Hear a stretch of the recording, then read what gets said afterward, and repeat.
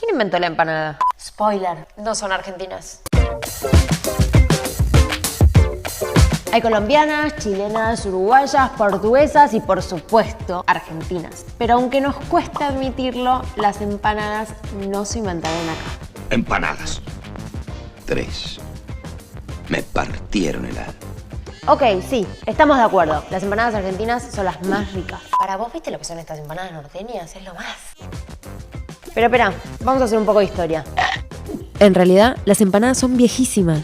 Imagínense que su primera aparición histórica fue en las tablas de Babilonia, en el 1600 a.C.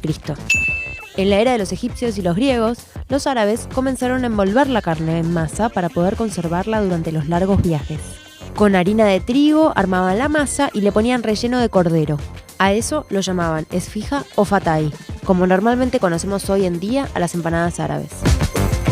Muchos años después, unos 2400 para ser exactos, los mismos árabes llevaron esta comida a la península ibérica. En la conquista musulmana del 700 después de Cristo, la cultura cambió y los nuevos conquistadores llevaron almíbares, hojaldre, alfajores y las empanadas al territorio que hoy conocemos como España. ¿Cómo los alfajores? ¿Esos tampoco son nuestros? De ese momento hasta que Pedro de Mendoza llegó a la costa del Río de la Plata en 1536, se hicieron muchas empanadas. Incluso Cervantes las nombra como un manjar en el clásico Don Quijote de la Mancha. Fueron justamente los españoles quienes las trajeron a nuestro territorio. En la época de la colonia, llegaron al Nuevo Mundo con esta exquisitez que con los años se mejoró. Las empanadas se arraigaron al virreinato y tuvieron un lugar importante en la independencia.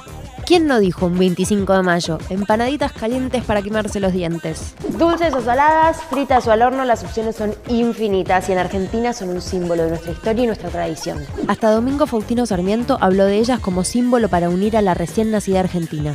En 1869 dijo: amemos, señores, la empanada nacional sin perjuicio de saborearlas todas. Igual antes había dicho que prefería la sanjuanina. Así como Pedro de Mendoza las trajo a Buenos Aires, la colonización difundió la receta por toda América. Llegó hasta Chile, Bolivia, Colombia e incluso México. De carne, de pollo, de jamón y queso o de verduras son las típicas en Argentina, pero en Chile puedes conseguir de pulpo y en México hasta de cazón, que sería como una especie de tiburón. Tanta es la locura por las empanadas en Argentina que todos los años se celebra la Fiesta Nacional de la Empanada en Famaillá, Tucumán, donde gente de todo el país viene a probar las mejores variedades. Ahora ya sabemos su origen, pero la competencia no se termina. Para vos, ¿cuál es la más rica?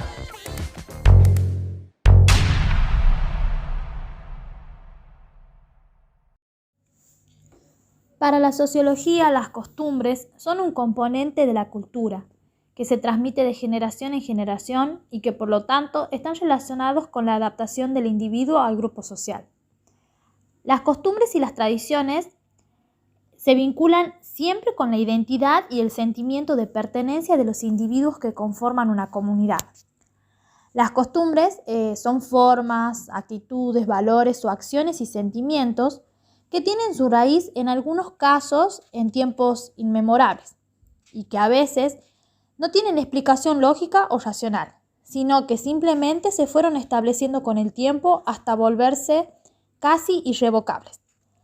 Todas las sociedades cuentan con su sistema de costumbres, siendo algunas de ellas más evidentes que otras.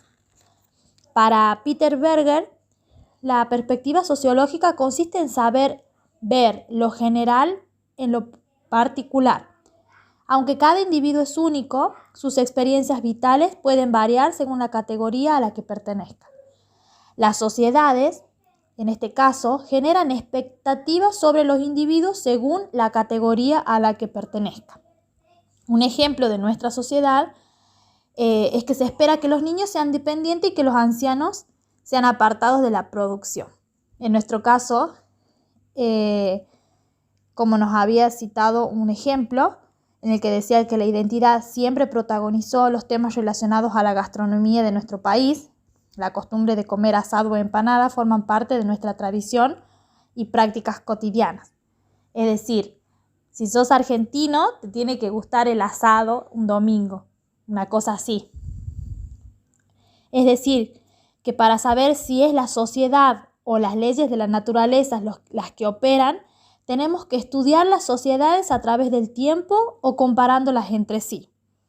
Berger, en su libro Invitación a la Sociología,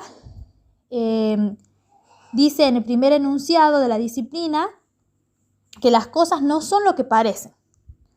Lo que supone, por ejemplo, cuestionar la idea de que las personas hacen lo que deciden hacer y admitir, por el contrario, que lo que en realidad hacen y piensan viene determinado por la sociedad en la que viven. La sociología nos muestra las pautas y los procesos sociales que terminan afectando a nuestras acciones y nuestras decisiones. Bueno, él menciona que hay dos formas de conocimientos que a veces se contradicen. Está el saber o el sentido común y el saber científico. El saber común es el que estuvimos mencionando, que de acuerdo a la experiencia vital de cada uno, y se da, digamos, de acuerdo a esa experiencia vital y no está sistematizado.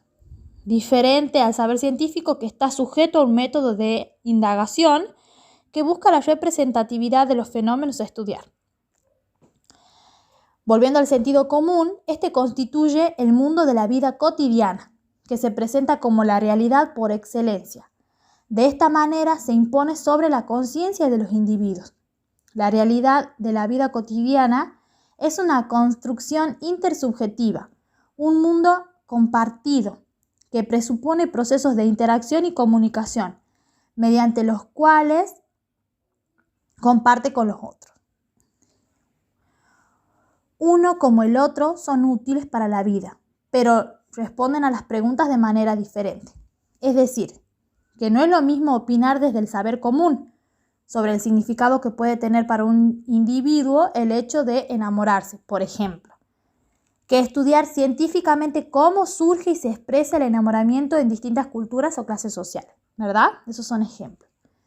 El saber común es el que nos permite a nosotros conocer sobre una costumbre o algo que lo aprendemos o lo vivimos en la vida cotidiana, que lo incorporamos a nuestra identidad.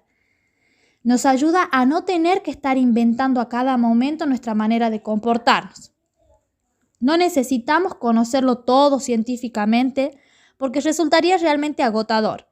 Esta es una forma de analizar la realidad que nos rodea, no dando nada por supuesto.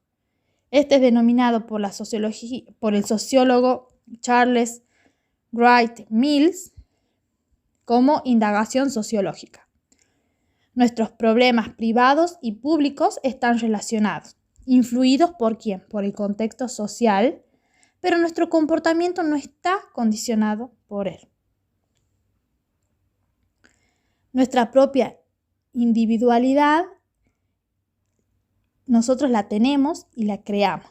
Entonces, la labor de la sociología es investigar la conexión que existe entre lo que la sociedad hace de nosotros y lo que hacemos de nosotros mismos.